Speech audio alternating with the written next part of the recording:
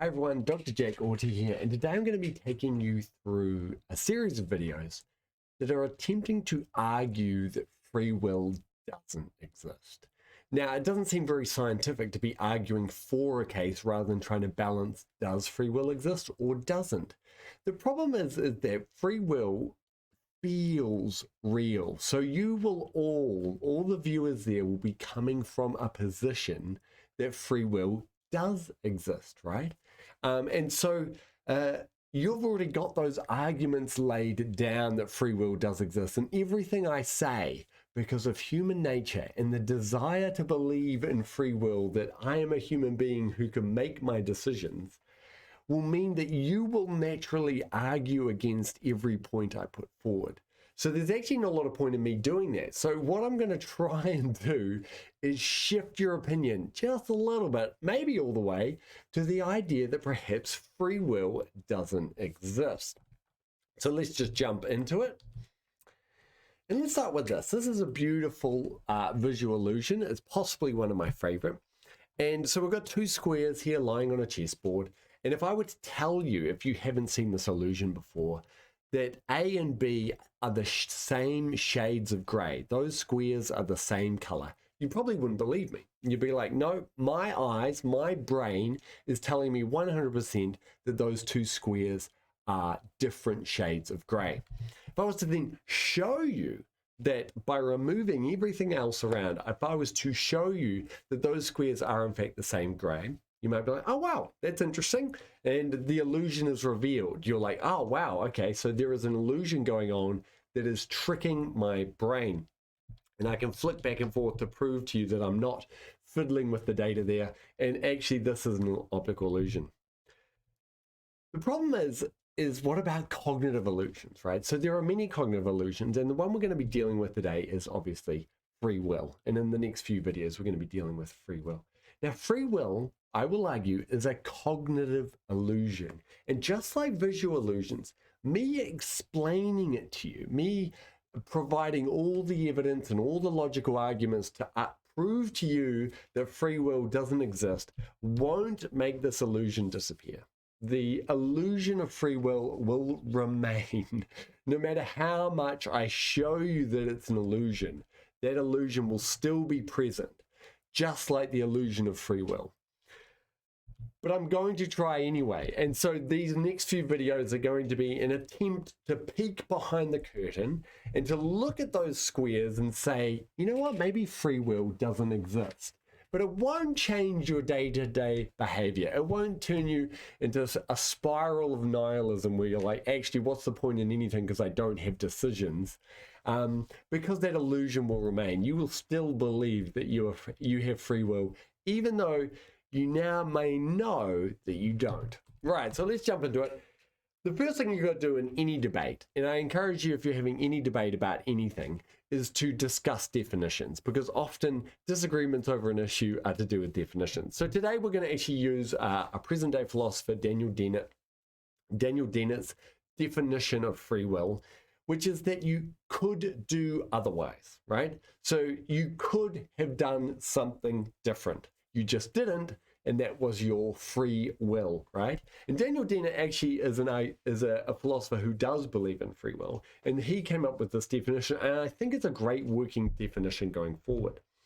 So let's just look at a couple of examples, right? So point to either the left or the right word on the screen right now. Just have a point. Now, proponents of free will say if you pointed to the left, you could have pointed to the right, right? So you do have free will because you could have pointed to the other word. But what if I was to grab your wrist and physically overpower you and force your hand to point to the left-hand side of the screen? In this case, you would say you were not free. You could not have done otherwise in that situation. And I think we understand there that your will was restricted by me, right? I physically overpowered you, and so therefore you weren't free to make that decision, right? So we understand that if I was to physically force you to do something, you didn't have a free decision over that. You could not have done otherwise. Now, the central argument that free will doesn't exist is that what if it wasn't me that forced you, that physically overpowered you? What if it was your own neurons, right? The activity of your neurons in your brain and the molecules bumping around and flying around in that neuron that cause the neuronal activity. And that neuronal activity, which you had no control over, made you point your hand to the left. Now, could you have done otherwise?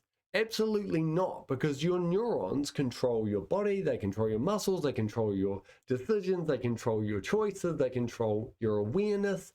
So essentially, your neurons are forcing that behavior, and you could not have done otherwise given the physical state of your brain, which cannot be altered. You could not alter the physical state of your brain, and the physical state of your brain, the neurons in your brain, the electrical activity that they are undergoing, the molecular activity undergoing, that dictated your choice, and you did not have a choice about the physical state of your brain. And given the physical state of your brain, that choice must have been made. So let me flesh it out a little bit more. Here's a neuron. It's a pyramidal neuron. It's actually upside down just to drive the neuroscientists mad. And we're seeing back propagation of an action potential here. And we can see that this neuron is essentially undergoing depolarization, which is back propagating up the dendrites. There is no freedom in this action. The neuron is summing up the dendritic signal and it is reaching the threshold, then an action potential is happening, then voltage gated channels are going down the axon, but also up the dendrite, and that's why we're getting back propagation of that action potential. But there is no freedom in that. That neuron could not have done otherwise. It is merely molecularly summing up the signals that it's getting and following an action based on those molecular signals. And that action is forced, right? There is no freedom in that. Now, as we build up on multiple neurons and multiple things all going through this physical response, we end up with a decision that we had no freedom over. And this is largely called, this idea, this philosophy, this concept is called determinism. And it's the idea that all events, be it planets colliding or human decisions, all events are completely determined by previous causes. So if we look at this pool table here and it's been broken, there is a break happening, the scatter of the balls is caused by the movement of the white ball, which is caused by the movement of the pool cue, right? And so we can see that there is a chain of causality in these events, of which there is no freedom. Those pool balls are not free to move in a different direction. They must simply abide by the laws of physics. These pool balls are following the laws of physics, right? They have no freedom in it, and all subsequent events are completely determined by the previous events that were happening, right?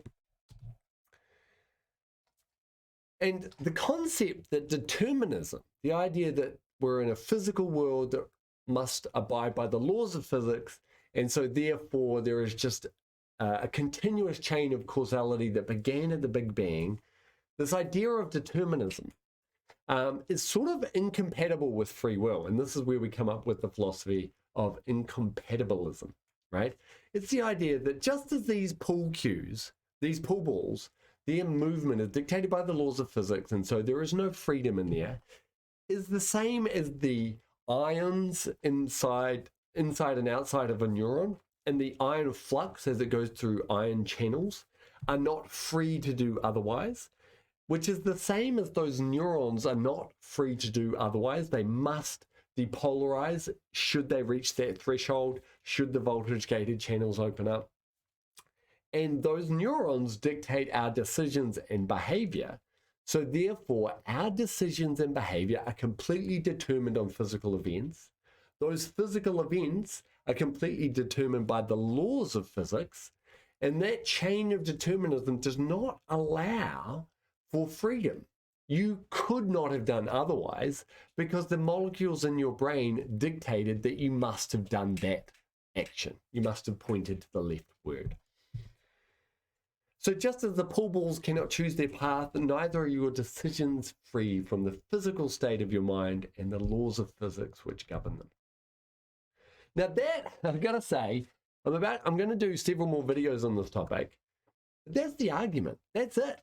That's pretty much the fleshed out, complete argument of it. And so the next videos, I'm going to be, they're not going to be putting more logic and more argument into this. They're not going to be putting more logic. They're not really going to be arguing anything different to what I've just argued.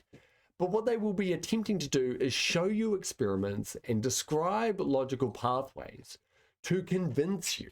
So the next videos aren't really expanding my arguments in any way. They're really just showing you experiments to convince you of those facts. And so we're going to go, because it is hard to unsee the color of those grays, right? Those grays look different no matter how much I explain to you that they are the same color. The illusion persists. And so the cognitive illusion of free will is a very hard one to shake. And so I'm sure you are completely unconvinced by my arguments so far, although you're probably not sure why.